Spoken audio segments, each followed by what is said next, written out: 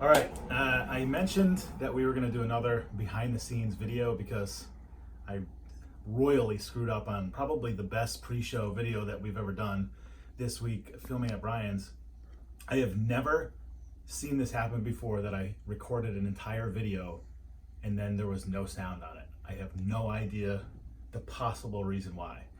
But here we are, off the hop rope, Smart Mark Sterling behind the camera, my man CPA, friend of the show, and we're about to call up Top Shelf Troy Nelson. So we're recording today. We're going to record 3 episodes because we got a big September. I'm going to Disney World later in the month, so we're recording 3 episodes, boom, boom, boom, today on this Sunday morning. Hopefully we'll be done before football, but I'll be pretty drunk by the time football starts. We're recording 3 episodes. We match beer with wrestling matches, so whatever. It's going to be a fun day. So I figured we'd do a little, the guys sort of set up their show, so I figured we'd set up our show. So this is my, I call it clubhouse. It's a small room in the upstairs of my house that is basically mine. So we got a recliner right here.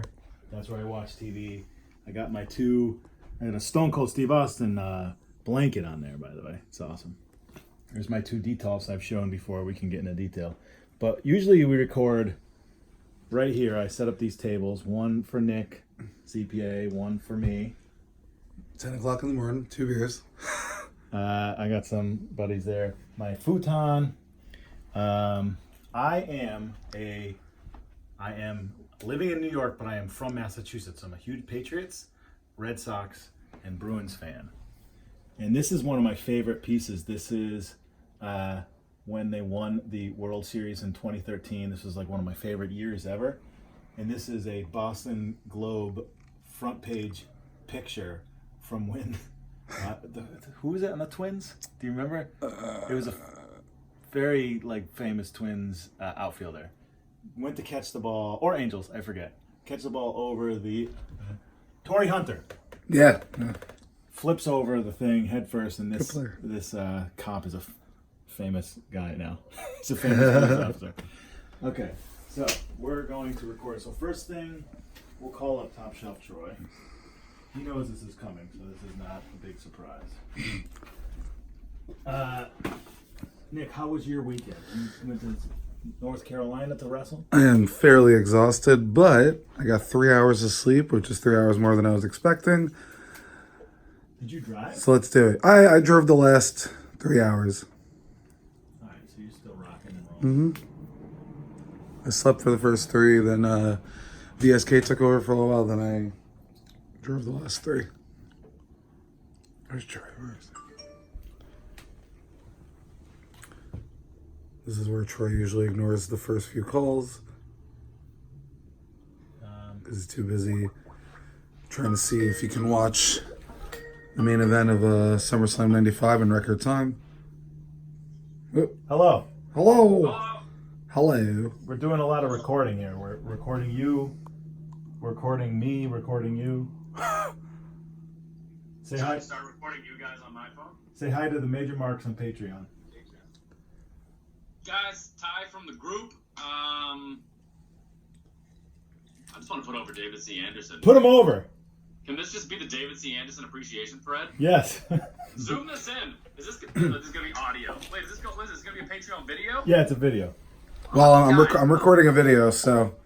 Guys, some people call David C. Anderson a loose cannon.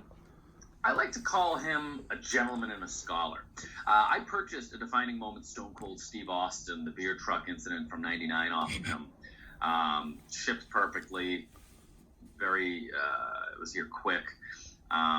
We've just been chatting about wrestling. He listens to our podcast, the Off the Hop Rope podcast, the podcast that pairs the perfect beer with the perfect wrestling match. He still had my address. Yesterday when I came home from my fall excursions in the morning, I had a piece of mail that I wasn't expecting or anything from David C. Anderson. I'm going to bring over what was sent to me as a gift. He's got a Dude Love sign hanging in his house. There's, I think, a picture of him wrestling Kikutaro. Yeah. Zoom in. Yeah. It's on his Instagram, and I offered to buy it off him. Not necessarily in jest. I really wanted it, but I really didn't expect him to part with it, truth be told. It's an original from 1993 Lex Express tour autographed. That's Lex, enlist now picture. Everyone knows 1996 is my year, but from like WrestleMania 8 onward, when it got super cartoony, like new generation, 93, 94, it was 93. That stuff's like, I think, the coolest stuff. This is incredible. I need to get it properly, not framed up because I don't want to cut off any of the edges. I'm going to probably get maybe like a magazine holder or something like that, even though that's a little bit large. I don't think I'll find something perfect. I'm going to slide that in, keep it nice, and then when I have my detolf for my 90s guys, I have a detolf right back there. You probably can't see it out of the corner, but I'll put this next to Luger in the detolf. perfect. Dave Anderson, just, God.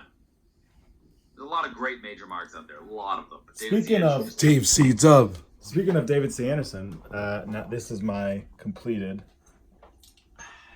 Hasbro collection, minus the Moonbelly Kamala. no, that and the melees. This right here, I've talked about it before. I talked about it on the upcoming episode. Is that the only flare you have? No, I have Do you have a loose one? I have a loose one. yeah. Yeah. So this is my prize position. It's a little creased, but my goal in life is to get this mint on card Hasbro flare signed. So when I had that when I was a kid, I brought it to school one time, and everyone was like, "Oh, Hulk Hogan, that's cool, that's cool," and like, then beat her up. yeah. Well, I did actually had a girl with Big Boss Man figure one time, but that's the point. And everyone was like, "Who's this old guy?" And I was like, "That's Ric Flair." I knew who Ric Flair was because I had a few Mid-Atlantic tapes from hand-me-downs. I was like, "That's Ric Flair. He's the real world's champion." And they were like, "He looks old. He looks like an old woman." And I was like, "Get away from me. Just get away from me. I'm not going to get my star for the day for behaving properly." No, they should know who Ric Flair Poking the bear. is. 10 o'clock in the morning. Famous denim jacket, Bob Holly, that we brought to San Diego Comic-Con. And this right here is my budding mint on card retro collection. After this weekend, Brian and Matt, actually, you'll see it on a vlog, picked up 4 or 6 more figures for me. So I'm only missing 4 of Series 1. 4 figures from Series 1. Yes. Mark, even though they're going to listen to this, can you trick them into thinking that you need an elite Rick Martel and elite first Hacksaw Jim Duggan for some reason, and then I will just give you a reasonable amount of money? Top shelf Troy Nelson needs that. Troy actually just wants a strawberry milkshake. Yeah. Of the strawberry, even though he's wearing his purple gear, not his pink gear. All right. Anyway, last thing behind the scenes, I edit the podcast right here in this Stone Cold Steve Austin shirt. Here is the drive that holds every major wrestling figure podcast, anything, all the vlogs, every video we've ever shot, the live shows, every episode. That's right there. Precious cargo. Connect it right. I sit on the thing. I put on some wrestling. It's my fantasy football trophy. Yeah. All right. So we're going to record this podcast. 3 podcasts in a row. He'll die for this. Getting wild. Anyways. All right. Sorry about the messing up the video this week. I have no idea what happened, but see you later.